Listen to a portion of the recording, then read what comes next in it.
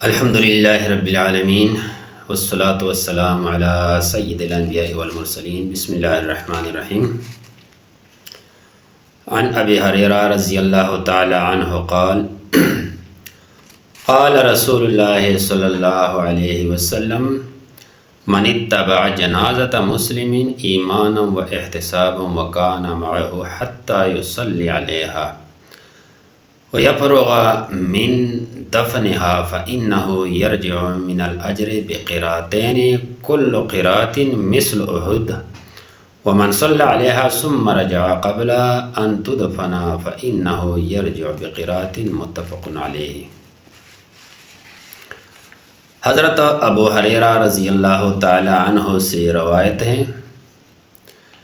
کہ رسول اللہ صلی اللہ علیہ وسلم نے فرمایا ہے، من اتبع جنازت مسلمین، جس نے مسلمان کے جنازے کے ساتھ جو ہے نا حاضری لگا دی، یعنی جنازے کے ساتھ چلا گیا، ایمانا و احتسابا، ایمان اور ثواب کے ساتھ، وکان معہ، اور اس کے ساتھ ٹھہرا، حتی یصلی علیہا، یہاں تک کہ اس کے اوپر نماز جنازہ پڑھائی، تو پھر اس کے لیے کیا ہے، فَإِنَّهُ، اچھا، اور پھر اس کے بعد وَيَفْرُغَ مِن دَفْنِهَا، اور اس کو دفن کرنے کے بعد وہ واپس ہو گیا، فارغ ہو گیا، فَإِنَّهُ يَرْجِعُ مِنَ الْأَجْرِ بِقِرَاءَتَيْنِ، یہ دو قرات اجر کے ساتھ جو ہے نا واپس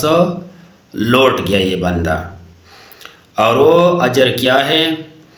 وہ اجر یہ ہے کہ قرات مثل احد، ایک قرات جو ہے نا احد پہاڑ کے برابر ہے، یعنی اس بندے نے احد پہاڑ کے برابر صدقہ کیا، اللہ کے نام پہ خیرات کیا، اللہ نے قبول کیا۔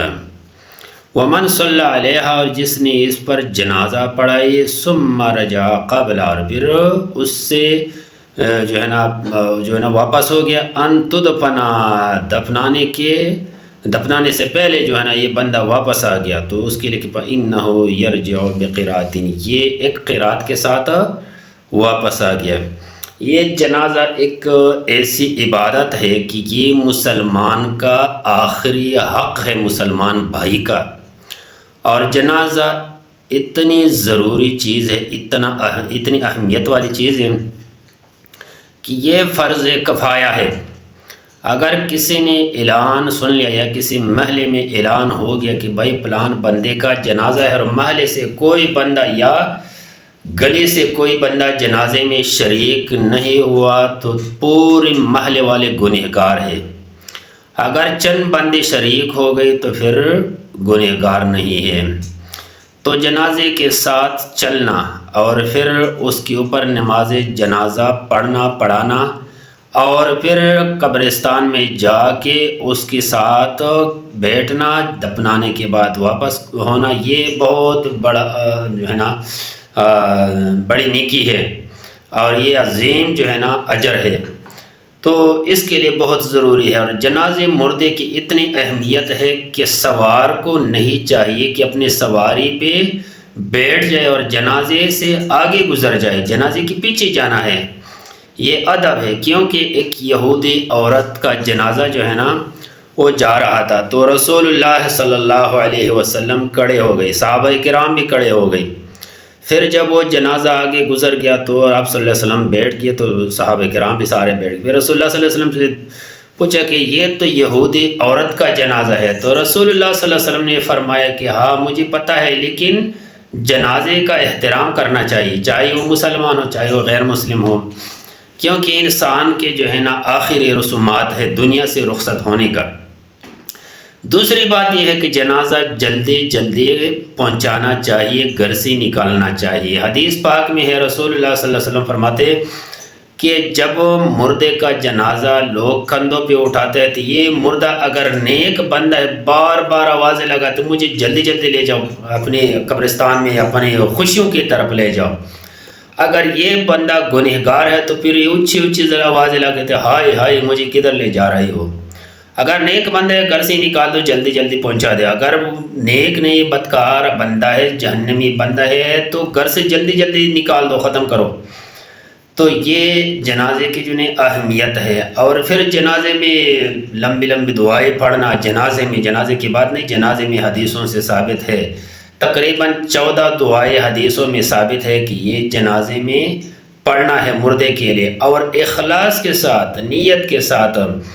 اور پھر جو ہے نا اچھا ایک سوال اور بھی اس میں پیدا ہوتا ہے کہ اکثر جو مرد مر جاتا ہے تو اس کی بیوی کو جو ہے نا لوگ کہتے ہیں کہ بھئی اس کے ساتھ یا چلے جاؤ، اور یا جو ہے نا یہ عدت کے بارے میں کسی کو پتہ نہیں ہے.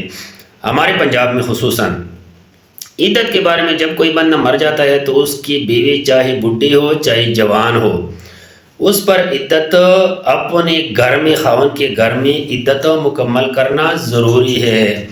عدت 4 مہینے اور 10 دن ہے. 4 مہینے اور 10 دن عورت گھر سے نکلنا بھی منع ہے، حرام ہے.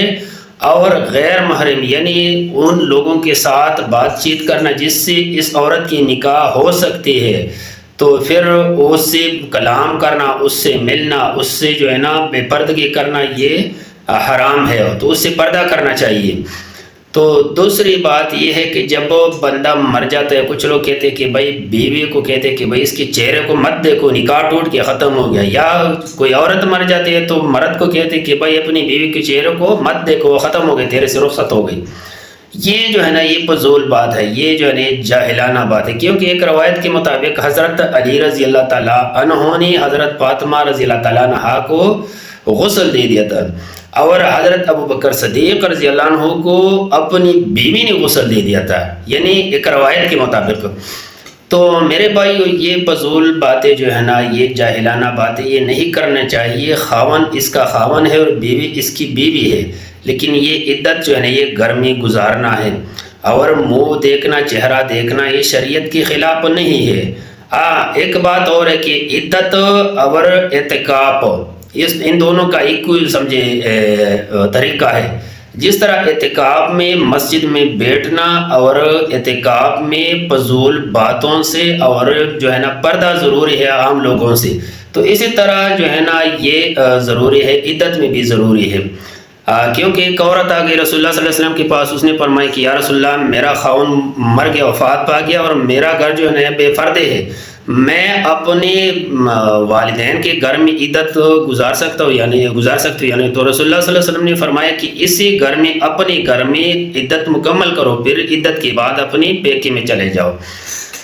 تو بھائیو یہ عدت کا مسئلہ جو ہے نا یہ بہت ضروری ہے. ہمارے بہت سارے لوگ اس ناخبری میں اور اس جہالت میں پھنسے ہوئے ہیں، لیکن یہ گناہ ہے، یہ بہت جرم ہے. ایک سوال اور ہے، یہ ہے کہ بھائی جو ضروری بات ہو جو اس عورت کے بغیر حل نہیں ہو سکتی. مثال کے طور پہ ایک دفتر میں جو ہے نا کوئی ضروری مسئلہ ہے اور اس کے بعد جو ہے نا اس عورت کی مکمل سارا سسٹم جو ہے نا خراب ہو جاتے، تو پھر یہ بشرط یہ کہ وہاں جا کے حاضری لگائے، پھر گھر میں واپس آ جائے، کسی سے بات چیت نہ کرے. جس طرح اعتکاف میں ضروری ہے نا، اعتکاف میں ضروری کام بندہ کر سکتا ہے، لیکن وہ کام جس کے بغیر گزارا نہیں ہو سکتے، تو یہ بھی ضروری خیال رکھنا ہے. السلام علیکم ورحمۃ اللہ وبرکاتہ.